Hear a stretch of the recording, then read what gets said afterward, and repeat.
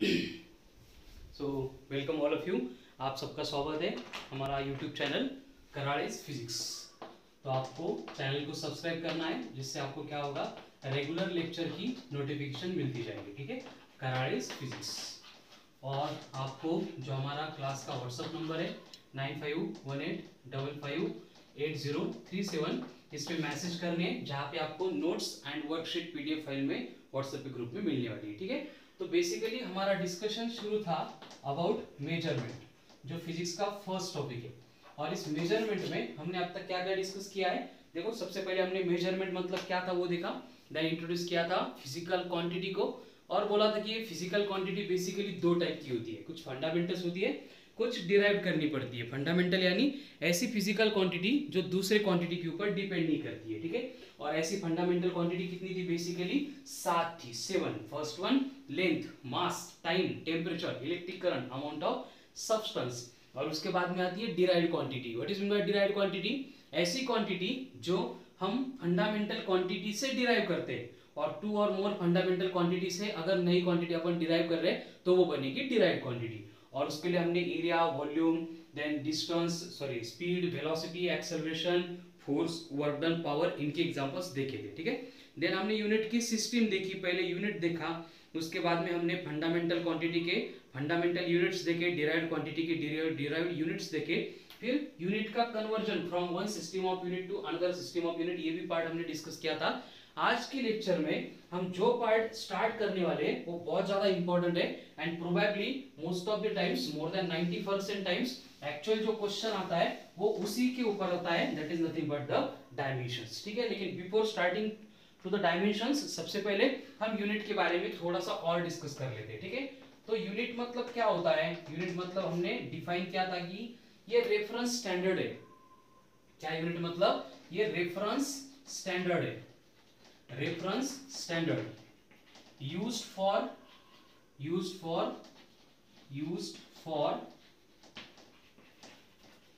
measurement of physical quantity। कोई भी physical quantity major करने के लिए ये क्या होता है? रेफरेंस स्टैंडर्ड होता है। अब ये रेफरेंस स्टैंडर्ड की रिक्वायरमेंट क्यों है? देखो, स्टार्ट में टॉपिक का नाम मैंने इंट्रोड्यूस किया था measurement. What is mean by measurement? तो इस मेजरमेंट को हमने बोला था कि it is nothing but process of comparison. Process of comparison.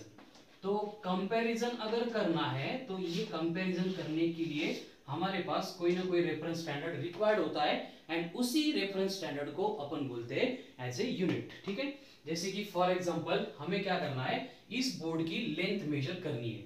तो लेंथ मेजर करने के लिए क्या करूंगा, मैं एक मीटर स्केल लेके आऊंगा, और मीटर स्केल है यानी उसकी लेंथ 1 मीटर है, तो मैं यहाँ से यहाँ तक मीटर स्केल रखूंगा, फिर ये मार्क करूंगा, और यहाँ से यहाँ तक मीटर स्केल रखूंगा। फिर मुझे समझ में आएगा कि मीटर स्केल के साथ कंपेयर करने के बाद मालूम होगा कि मीटर स्केल के 2 टाइम्स ये एल्यूमिनियम स्ट्रिप की लेंथ है, यानी कि मीटर स्केल की लेंथ अगर 1 थी तो ये एल्यूमिनियम स्ट्रिप की लेंथ बनेगी 2 मीटर। इस तरह से हम मेजरमेंट करते हैं, यानी कंपैरिजन करते हैं, एंड कंपैरिजन करने के लिए हमारे पास पहले से ये यूनिट होना चाहिए। यूनिट यानी मतलब क्या है? रेफरेंस स्टैंडर्ड है। तो ये रेफरेंस स्टैंडर्ड जो होते हैं वो हमें खुद बनाने पड़ते हैं। ठीक है, तो अब आते हैं बेसिकली फिर से एक बार फंडामेंटल क्वांटिटीज के ऊपर। तो फंडामेंटल क्वांटिटीज पहले से बोला है कि 7 है, लेकिन हमें फोकस करना है 5 फंडामेंटल क्वांटिटीज के ऊपर। ठीक है, तो फर्स्ट के ऊपर आते हैं मास। अब ये जो मास है ये फंडामेंटल क्वांटिटी है। अब फंडामेंटल मतलब बेसिक क्वांटिटी है, तो मास का कंपलसरी यूनिट हमें मालूम होना चाहिए। अब यूनिट यानी मतलब क्या है? रेफरेंस स्टैंडर्ड है। तो ये रेफरेंस स्टैंडर्ड मतलब क्या होता है कि हमने क्या किया है, पेरिस में जो वेट एंड मेजर कमेटी की लैब है वहां पे प्लैटिनम एंड इरिडियम, इन दोनों का एक अलॉय बनाया, और उस अलॉय का जो भी वेट होगा उसको बोला 1 kg। ठीक है, मैं आपको बाद में व्हाट्सएप ग्रुप पे उसके एक्चुअल इमेजेस भी भेज दूंगा। तो बेसिकली इस प्लैटिनम इरिडियम की जो भी सिलेंडर है वहां पे रख दिया है, उसके वेट को हमने कंसिडर किया है 1 kg। तो होता क्या है, देखो आपको मालूम होगा जिनके घर पे कोई शॉप है, अगर वेइंग स्केल वगैरह यूज कर रहे हैं तो तो पर ईयर उसको क्या करना पड़ता है, कैलिब्रेट करना पड़ता है। मतलब होता क्या है कि पेरिस में वहां पे हर साल पूरे देश के जो भी रिप्रेजेंटेटिव होते हैं उनको बुलाया जाता है और उनको ये 1 kg जो है वो दिया जाता है वहां से, और वो क्या करते हैं फिर वहां से आते हैं, फिर सेंट्रल गवर्नमेंट को देते हैं, फिर स्टेट गवर्नमेंट को देते हैं, एंड स्टेट गवर्नमेंट फिर डिस्ट्रिक्ट, डिस्ट्रिक्ट टू तहसील, ऐसे हर एक विलेज तक जो एक्चुअल मेजरिंग स्केल, वेट की स्केल मेजर कर रहे हैं उसका कंपैरिजन होता है जो पेरिस में रखा हुआ है। तो दोनों अगर सेम है तो ओके, नहीं सेम है तो वो फिर सील लगाते, फाइन लगाते, ठीक है। इस तरह से कैलिब्रेशन की जो प्रोसेस है वो बस हम चेक करते हैं कि जो पेरिस में हमने बना के रखा है एंड घर में हम यूज कर रहे हैं बोथ आर सेम और नॉट, दोनों सेम है या नहीं है ये अपन चेक करते हैं, ठीक है। तो इस तरह से मास का रेफरेंस स्टैंडर्ड ऑलरेडी बिफोर 1971 हमने वहां पे बनाया था, ठीक है। उसके बाद में प्रॉब्लम क्या हुआ देखो, अभी ये सिलेबस का पार्ट है, आगे की जो बात बोलूंगा आपको फोकस नहीं करना है, जनरल इंफॉर्मेशन बोल के मैं ये बात बोल दे रहा हूं, ठीक है। कि लास्ट ईयर मतलब दिसंबर 2018 में कुछ लोग थे जिन्होंने इसके ऊपर ऑब्जेक्शन लिया है और उन्होंने बोला है कि अगर गलती से उस पेरिस के लैब में कुछ अर्थक्वेक आ गया, कुछ थीव आ गए, बर्गलर आ गए और उसको चुरा के ले गए, या फिर कोई डिजास्टर आ गया नेचुरल और उसकी वजह से वो पूरा अगर डिस्ट्रक्ट हो गया प्लैटिनम इरिडियम का सिलेंडर, तो हमारे पास रेफरेंस स्टैंडर्ड बचेगा नहीं। इसलिए कोई तो रूल बनाओ या फिर कोई तो फॉर्मूला बनाओ और उस फॉर्मूले से फिर अगर ये डिस्ट्रॉय भी हो गया तो हम नया वेट का रेफरेंस स्टैंडर्ड बना सकते हैं, ये उन्होंने बोला था। और लगभग फरवरी मार्च 2019 में उनका जो ओपिनियन था वो एक्सेप्टेड भी हुआ था। अभी इसके ऊपर वर्क चल रहा है, लेकिन ये सिलेबस का पार्ट नहीं आता है तो हमें इसके ऊपर फोकस नहीं करना है, हम बस इसके बारे में डिस्कस करेंगे, ठीक है। कि अभी की डेट में ये प्लैटिनम इरिडियम का सिलेंडर वहां पे रखा है लैब में और उसका जो वेट है हम उसको कंसिडर करते हैं 1 kg। तो अगर कोई मेरे पास और ऑब्जेक्ट है, फॉर एग्जांपल कोई है, ये लैपटॉप है, फॉर एग्जांपल ये लैपटॉप मैंने रख दिया कहीं पे और ये लैपटॉप मैंने रखने के बाद ये 1 kg के लैपटॉप का जो वेट है वो 10 टाइम्स है, तो मुझे क्या होगा यहाँ पे 10 kg शो होगा। यानी क्या हो रहा है देखो कि बेसिकली मैं बस कंपेयर कर रहा हूँ कि ये जो डिसाइड किया हुआ था 1 था तो ये लैपटॉप उसके 10 टाइम्स हेवियर है, इसका मतलब वहां पे वेट हो गया 10 kg। मतलब हमारे पास अगर रेफरेंस स्टैंडर्ड है तो हम उसकी क्या कर सकते हैं, मेजरमेंट कर सकते हैं, ठीक है। अभी सेकंड बात आती है लेंथ की। अभी ये जो लेंथ है उसका यूनिट हमने बनाया है मीटर और इसके लिए हमारे पास फॉर्मूला है। फॉर्मूला इस तरह से है,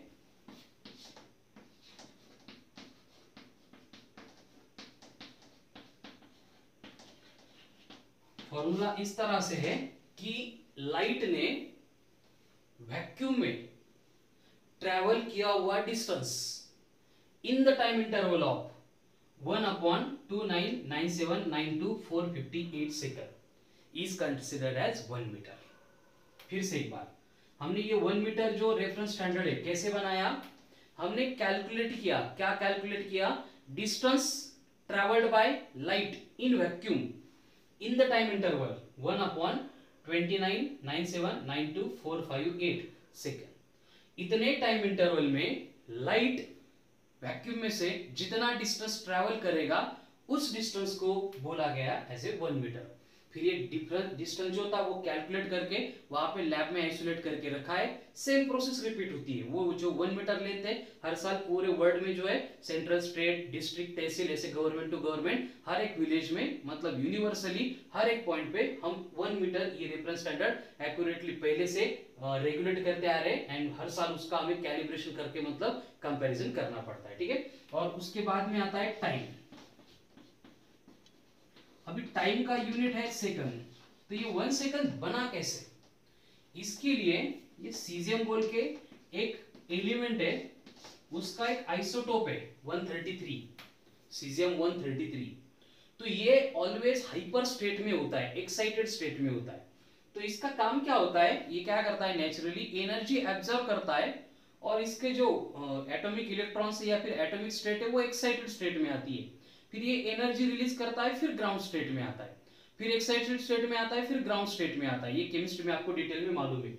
इस तरह से ये एटम क्या करता है, वो वाइब्रेशंस परफॉर्म करता है, ठीक है। और ये वाइब्रेशन अपन काउंट करते हैं।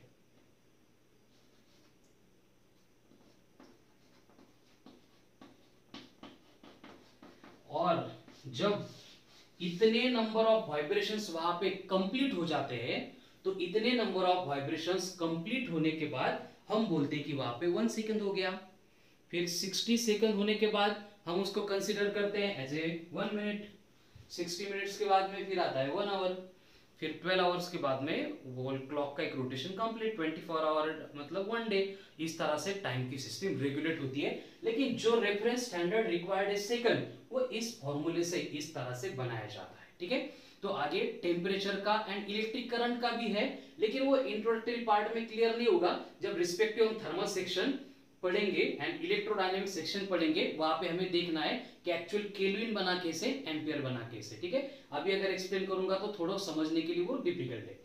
और दूसरी ये बात है, ये जो नंबर मैंने यहाँ पे लिखे ये बस एज ए इंफॉर्मेशन हमें मालूम होना चाहिए कि मैंने पहले बोला है कि हमारा इंफॉर्मेटिव सब्जेक्ट है, तो पहले उसमें से इंफॉर्मेशन ग्रास्प करने के लिए हम पढ़ेंगे, बाद में एग्जाम पॉइंट ऑफ व्यू से कैसे अप्लाई करना वो आएगा। ठीक है, तो इनमें से कोई भी नंबर के ऊपर किसी भी एग्जाम में क्वेश्चंस नहीं आते, ये एनसीईआरटी ने बोला है स्टार मार्क करके। ठीक है, तो ये नंबर आपको प्रिपेयर करने की जरूरत नहीं है, बस आपको मालूम होना चाहिए कि लेंथ 1 मीटर जो है वो 1 मीटर हमने पहले से बना के रखा है, और फिर हम क्या करते हैं उसके साथ कंपेयर कर करके फिर दूसरी मेजरमेंट लेते हैं। ठीक है, तो इस तरह से जो रेफरेंस स्टैंडर्ड है हमें लैब में बनाने पड़ते हैं। एक बार फंडामेंटल क्वांटिटी के यूनिट्स बन गए, फिर डिराइव्ड क्वांटिटी के यूनिट्स को डिराइव करने के लिए कुछ अलग एफर्ट्स नहीं लेने पड़ते। ठीक है, तो अब आते हैं एक्चुअल पॉइंट के ऊपर जिसको हमें स्टार्ट करना था, डिस्कस करना आज के लेक्चर में, दैट इज डायमेंशंस।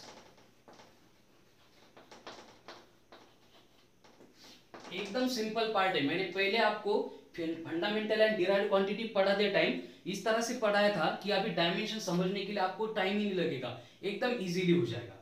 लेकिन उससे पहले डायमेंशंस मतलब होता क्या है, तो डायमेंशंस मतलब सिंपली सिंबॉलिक रिप्रेजेंटेशन।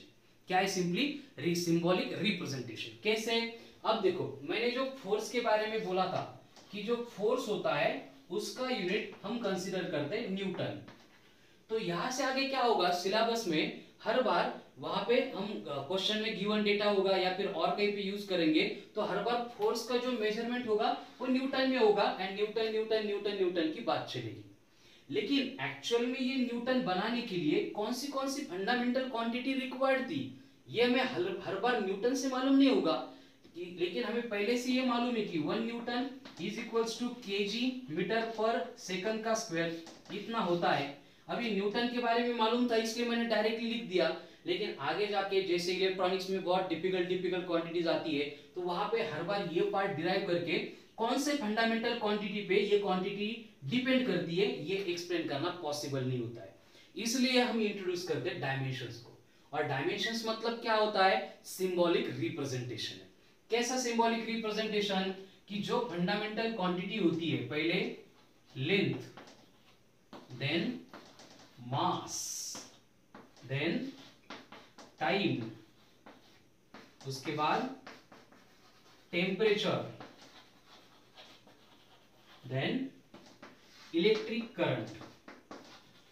ठीक है, रिमेनिंग दो फंडामेंटल क्वांटिटीज का डायमेंशंस में हमें यूज नहीं है, इसलिए मैं यहां पे इंट्रोड्यूस नहीं करता हूं। ठीक है, तो ये लेंथ जो है इसका हमने डायमेंशंस के लिए सिंबॉलिक रिप्रेजेंटेशन बनाया है कि लेंथ को ऑलवेज हम L से डिनोट करेंगे। Mass is denoted by M, time is denoted by T, temperature is denoted by K। कभी कभी ये थीटा से भी करता है, लेकिन हम इसको फॉलो नहीं करेंगे, हम K फॉलो करेंगे।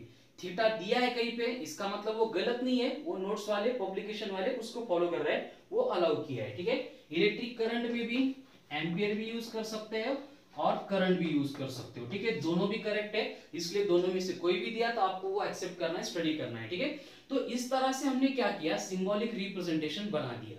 अब ये सिंबॉलिक रिप्रेजेंटेशन को हम क्या करते हैं, यूज करते हैं। जैसे कि न्यूटन को बनाते टाइम हमने केजी यानी मास को यूज किया है, तो मैं यहाँ पे m लूंगा। मास एक बार यूज किया था इसलिए ये 1 बनेगा। साथ में मीटर भी है तो मैं यहाँ पे लेंथ लेता हूं। ठीक है, तो लेंथ भी हमने एक बार यूज की तो मैं इसको L1 बना देता हूं। सेकंड का स्क्वायर है यानी टाइम लिया, डिनोमिनेटर में था इसलिए बस साइन चेंज होके ये बनेगा -2। तो ये हो गए डायमेंशंस ऑफ फोर्स। तो डायमेंशंस मतलब क्या होता है, dimensions are the numbers to which fundamental quantities must be raised. so as to represent given derived quantity। ध्यान से सुनो, डेफिनेशन इंपॉर्टेंट नहीं है, कंसेप्ट समझना इंपॉर्टेंट है। मैं क्या बोल रहा हूं कि जो फोर्स के बारे में हमने लिखा है कि फोर्स में L1 M1 T-2 लिख दिया, इट मींस कि वहां पे हमने लेंथ को एक बार यूज किया है, मास को एक बार यूज किया है, टाइम को 2 बार यूज किया है, लेकिन टाइम डिनोमिनेटर में आता है। मतलब यहाँ पे हमें क्लियर कट इंफॉर्मेशन मिलती है कि फोर्स को डिराइव करने के लिए हमें length, mass and time required होगा। इस तरह से डायमेंशंस हमें हेल्प करते हैं। तो डायमेंशंस मैंने डिफाइन कैसे किए कि डायमेंशंस आर द नंबर्स और powers to which fundamental quantities, ये सिर्फ और सिर्फ फंडामेंटल आएंगी, LMT KI, इनको छोड़ के डायमेंशंस में और कोई नहीं होता है। ठीक है, तो फिर से एक बार, dimensions are the powers to which fundamental quantities must be raised so as to represent given derived quantity. यानी कि गिवन क्वांटिटी को डिराइव करने के लिए कौन सी फंडामेंटल क्वांटिटी कितने टाइम्स यूज की है, ये एक्सप्लेन करने वाले जो फॉर्मूले है, जो रिप्रेजेंटेटिव सिंबल्स है या फिर नंबर है, उनको बोला जाता है डायमेंशंस। ठीक है, तो डायमेंशंस आगे पढ़ने एकदम सिंपल है, बस आपको ये रिमेंबर करना पड़ेगा। लेंथ आ गई, L लेना है, मास आ गया, M लेना है, टाइम आ गया, T लेना है, टेम्परेचर आ गया, K लेना है, इलेक्ट्रिक करंट आ गया, A या फिर I, दोनों में से जो पसंद है वो फॉलो करो, या फिर बुक्स में जो दिया है दोनों की मीनिंग एक ही है, ये एज्यूम करो। ठीक है, तो वन बाय वन हम क्या करेंगे, आपको मैंने व्हाट्सएप ग्रुप पे जो नोट्स दिए थे उनमें बहुत सारी फिजिकल क्वांटिटी एंड डायमेंशंस दिए है डायरेक्टली, अब वन बाय वन हम उसको डिराइव करेंगे। ठीक है, तो चलो स्टार्ट करते हैं फ्रॉम फर्स्ट क्वांटिटी जो हमने देखी थी, derived quantity, that was area. अब एरिया में कंडीशन क्या थी कि एरिया में हमने देखा था कि लेंथ इनटू लेंथ, ये लेंथ 2 बार यूज होती है, इसका यूनिट था मीटर स्क्वायर। एकदम सिंपल स्ट्रेट फॉरवर्ड है, छोटे बच्चे भी देखेंगे तो उनको भी जल्दी से समझ में आएगा कि लेंथ को मैंने 2 बार यूज किया, यानी ये L की पावर बनेगी 2, हो गया। बाकी कुछ है नहीं, तो लिखना है तो लिखो, नहीं लिखा तो भी चलेगा, लेकिन LMT फॉलो करो। ठीक है, मास है नहीं मतलब M0, टाइम भी है नहीं मतलब T0। उसके बाद में हमने यूज किया था वॉल्यूम। अब ये वॉल्यूम क्या थी, इसमें हमने 3 टाइम्स लेंथ ली थी, length into length into length, इसका ऐसा यूनिट बना था मीटर का क्यूब। अब फिर से वही, अगर लेंथ को 3 बार यूज किया यानी डायमेंशंस में आएगा L3, बाद में M0 एंड T0, इतना सिंपल है। उसके बाद में हमने देखा था स्पीड, और इसी स्पीड को अपन बोलते हैं एज ए वेलोसिटी। तो वेलोसिटी में हमने देखा था कि लेंथ एक बार यूज होती है अपॉन टाइम, ये फॉर्मूले पहले मैंने एक्सप्लेन किए इसलिए अभी डायरेक्ट लिख रहा हूं। डिस्प्लेसमेंट अपॉन टाइम या फिर डिस्टेंस अपॉन टाइम हमने लिखा था, तो डिस्प्लेसमेंट डिस्टेंस यानी लेंथ होता है, तो लेंथ अपॉन टाइम, तो इसका यूनिट बनेगा मीटर अपॉन सेकंड। और डायमेंशंस क्या होंगे, मीटर है मतलब लेंथ एक बार, मास है नहीं मतलब 0, टाइम डिनोमिनेटर में था इसलिए T-1। ये जो +1 -1 है उसके ऊपर भी फोकस करना है। ठीक है, टाइम डिनोमिनेटर में था इसलिए मैंने उसको -1 लिख दिया है। ठीक है, अगर वो न्यूमरेटर में होता तो मैं उसको वैसे रहने देता। ठीक है, तो अब वेलोसिटी हो गई L1 M0 T-1। उसके बाद में नेक्स्ट क्वांटिटी देखी थी, दैट वाज एक्सेलरेशन। अब एक्सेलरेशन का फॉर्मूला क्या था, एक्सेलरेशन मतलब था velocity upon time, but velocity में ऑलरेडी अपन लेंथ अपॉन टाइम यूज कर रहे हैं। यहां पे क्या हो रहा है, एक और टाइम डिनोमिनेटर में आ रहा है, यानी कि लेंथ एक बार, मास यहां पे है नहीं मतलब 0, टाइम है 2 बार लेकिन डिनोमिनेटर में मतलब T-2। इस तरह से ये एक्सेलरेशन के डायमेंशंस बनेंगे। और यहां से हम कंक्लूड कर सकते हैं कि L1 T-2 यानी लेंथ एक बार यूज हुई थी, टाइम 2 बार यूज हुआ था। ठीक है, एक्सेलरेशन के बाद में नेक्स्ट क्वांटिटी के ऊपर आते हैं, दैट इज फोर्स। और ये फोर्स इक्वल टू होता है मास इनटू एक्सेलरेशन। अब मास तो फंडामेंटल है, एक्सेलरेशन में क्या था, लेंथ एक बार एंड टाइम 2 बार डिनोमिनेटर में, इसका मतलब लेंथ एक बार L1, मास एक बार M1, टाइम 2 बार T-2। ये बन गया डायमेंशंस फॉर फोर्स। ठीक है, फोर्स के बाद में हमने नेक्स्ट क्वांटिटी देखी थी, दैट वाज वर्क। वर्क का फॉर्मूला था फोर्स इनटू डिस्प्लेसमेंट। अब फोर्स मतलब क्या है, ऊपर ही लिखा है कि mass into length upon time का स्क्वायर इनटू डिस्प्लेसमेंट, यानी एक लेंथ बढ़ रही है तो डायमेंशंस क्या बनेंगे, देखो लेंथ 2 बार है L2, मास एक बार है M1, टाइम 2 बार है लेकिन डिनोमिनेटर में तो T-2, ठीक है। और उसके बाद में आता है पावर। अब पावर का फॉर्मूला होता है रेट ऑफ डूइंग वर्क, यानी वर्क अपॉन टाइम। अब वर्क में कौन कौन है, मास है, लेंथ है, टाइम 2 बार है, एंड यहाँ पे और एक टाइम है जो डिनोमिनेटर में जा रहा है। तो इसका मतलब क्या होगा, लेंथ एक बार, लेंथ 2 बार है, सॉरी, ठीक है। तो ये बनेगा लेंथ 2 बार L2, मास एक बार M1 एंड T-2, सॉरी और एक T बढ़ गया यानी T-3। ये बने पावर के डायमेंशंस, ठीक है। तो जो बोर्ड पे डायमेंशंस दिख रहे हैं दे आर मोस्ट इंपॉर्टेंट। मतलब बेसिक रूल ऐसे होता है कि डायमेंशंस को कभी लर्न नहीं करते, प्रिपेयर नहीं करते, हर बार उनको डिराइव करना पड़ता है। लेकिन जितने डायमेंशंस आपको बोर्ड पे दिख रहे हैं वो कंपलसरी आपको लर्न करने पड़ेंगे, इनके सिवा आगे के डायमेंशंस आपको नहीं आएंगे। हर एक बार डायमेंशंस डिराइव करने के लिए हमें इनकी रिक्वायरमेंट होती ही है, इसलिए जो बोर्ड पे दिख रहा है उसके डायमेंशंस आपको कैलकुलेट करना मैंडेटरी है, उसमें कोई भी ऑप्शन नहीं है, ये आपको प्रिपेयर ही करने पड़ेंगे, ठीक है। इसका स्क्रीनशॉट लो या फिर नोट्स में ऑलरेडी मैंने दिए और इनको प्रिपेयर करो। ये एकदम बेसिक क्वांटिटी होगी जो आपको पहले से मालूम थी, और ये आपको नहीं भी मालूम तो इसके डायमेंशंस आपको लर्न करनी पड़ेंगे, ठीक है। अभी आगे देखो कुछ क्वांटिटी जो आपको नोट्स में दी है उनको यहाँ पे इंट्रोड्यूस करते हैं। जैसे कुछ कांस्टेंट है जो आपने पहले पढ़े या फिर हम बाद में पढ़ेंगे, उनका यहाँ पे यूज करते हैं। हाँ ठीक, नेक्स्ट काइनेटिक एनर्जी।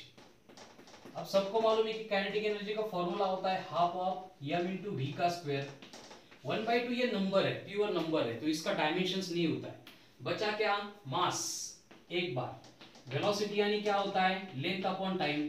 कहां से, इससे पहले जो लिखा है उसको देखो, इसलिए मैंने बोला था प्रिपेयर करो, और बस उसका अपन यहाँ पे स्क्वायर कर रहे हैं। तो ये क्या बनेगा, मास एक बार, लेंथ 2 बार, टाइम 2 बार। इसका मतलब इनके डायमेंशंस होंगे L2 M1 T-2। ये बने काइनेटिक एनर्जी के डायमेंशंस, ठीक है। L2 M1 T-2 यानी कि लेंथ 2 बार, मास एक बार, टाइम भी 2 बार, लेकिन टाइम कहाँ पे, डिनोमिनेटर में। अब काइनेटिक एनर्जी के बाद में नेक्स्ट पॉइंट लेते हैं, दैट इज पोटेंशियल एनर्जी। अब पोटेंशियल एनर्जी का जनरल फॉर्मूला होता है m इंटू जी इंटू एच। m यानी मास, उसको एज इट इज रखो। g यानी एक्सेलरेशन है, हमें मालूम है एक्सेलरेशन में लेंथ एक बार, टाइम 2 बार आती है। इंटू हाइट है, हाइट मतलब कौन है, लेंथ है। तो यहाँ पे फिर से अगर सिंप्लीफाई करेंगे तो वही आ रहा है कि लेंथ 2 बार, मास एक बार, एंड T-2, टाइम 2 बार लेकिन डिनोमिनेटर में, ठीक है। उसके बाद में और कुछ एनर्जी आपको मालूम है लेते हैं, जैसे कि हीट एनर्जी है, और जूल्स लॉ में हमने देखा है उसका फॉर्मूला होता है I²RT, ठीक है। I यानी इलेक्ट्रिक करंट, R यानी गैस कांस्टेंट। तो ये कांस्टेंट मैंने अभी इंट्रोड्यूस नहीं किया है, तो इनको हम बाद में देखेंगे। लेकिन ये दोनों एनर्जी के अगर डायमेंशंस आप देखेंगे तो सेम है। इसका मतलब स्टार मार्क करके ये पॉइंट हम कंक्लूड कर सकते हैं कि every type of energy, every type of energy must have same dimensions। हर एक टाइप के फिजिकल क्वांटिटी के डायमेंशंस कंपलसरी सेम चाहिए, ठीक है। कोई भी एनर्जी है, हीट एनर्जी है, केमिकल है, पोटेंशियल है, काइनेटिक है, या फिर ग्रेविटेशनल पोटेंशियल है, इलेक्ट्रोस्टैटिक पोटेंशियल है, कोई भी एनर्जी होगी तो उसके डायमेंशंस हमेशा से क्या होते हैं, सेम होते हैं। इसको प्रूव करने के लिए दो एनर्जी के डायमेंशंस मैंने बोर्ड पे प्रूव कर दिए, ठीक है। अब इसके साथ में कुछ और फिजिकल क्वांटिटीज जो आपको कुछ 9th 10th में इंट्रोड्यूस हुई थी, बाकी के आपको 11th 12th में पढ़नी है, एंड नोट्स में मैंने ऑलरेडी दिया है, उनको इंट्रोड्यूस करते हैं। जैसे कि मोमेंटम।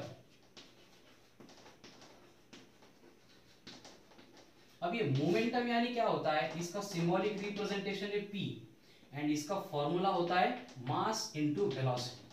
मास तो फंडामेंटल है, वेलोसिटी यानी क्या बना, लेंथ अपॉन टाइम, यानी इसके डायमेंशंस में लेंथ एक बार आती है, मास एक बार आता है, टाइम एक बार आता है, लेकिन डिनोमिनेटर में। देखो इतना सिंपल है, सबको जब तक बिना देखे आंसर नहीं आ रहे तब तक बाद में इसकी प्रैक्टिस करनी है, ठीक है। तो बेसिकली मोमेंटम के बाद में नेक्स्ट क्वांटिटी देखते हैं, दैट इज टॉर्क। अब ये टॉर्क जो है उसका फॉर्मूला वो वर्क की तरह ही होता है, फोर्स इनटू डिस्प्लेसमेंट। अब टॉर्क मींस व्हाट, ये हमें सिलेबस में आगे डिटेल में आने वाला है, ठीक है। तो जो नई क्वांटिटी है, मालूम नहीं है, उसमें कंफ्यूजन नहीं होना है, हम आगे जाके डिटेल में पढ़ेंगे, बस यहाँ पे डायमेंशन के लिए मैं उनको इंट्रोड्यूस कर रहा हूँ। तो torque equals to force into displacement, लेकिन फोर्स का मतलब क्या था, मास इनटू एक्सेलरेशन, ये बना बस इनटू डिस्प्लेसमेंट। मास तो फंडामेंटल है, वैसे रहने देते हैं। एक्सेलरेशन में क्या होता है, एक बार लेंथ दो बार टाइम, इसलिए मैंने बोला है कि जो पहले लिखा था बोर्ड पे वो नेसेसरी, वो प्रिपेयर करना पड़ेगा।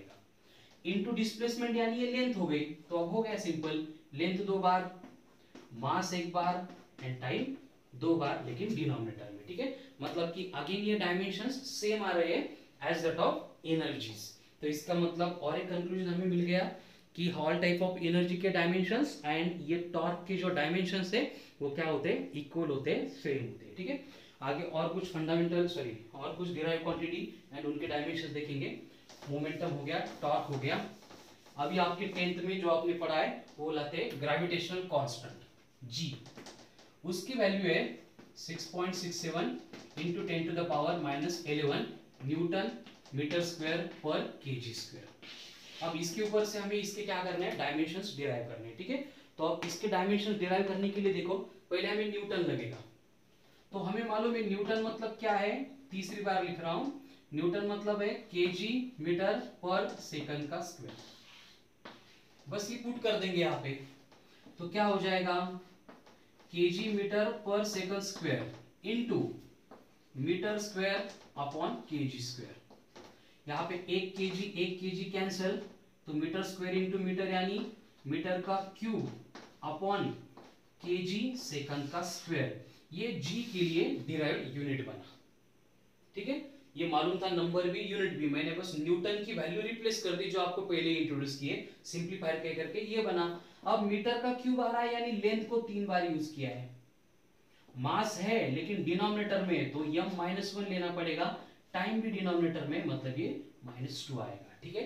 तो यूनिवर्सल ग्रेविटेशनल कांस्टेंट के डायमेंशंस बन गए L3 m-1 एंड T-2, ठीक है। वेरी इंपॉर्टेंट, ये था यूनिवर्सल ग्रेविटेशनल कांस्टेंट। इसके ध्यान से देखो, थोड़ा सा पिछले एग्जांपल से कंफ्यूजिंग था।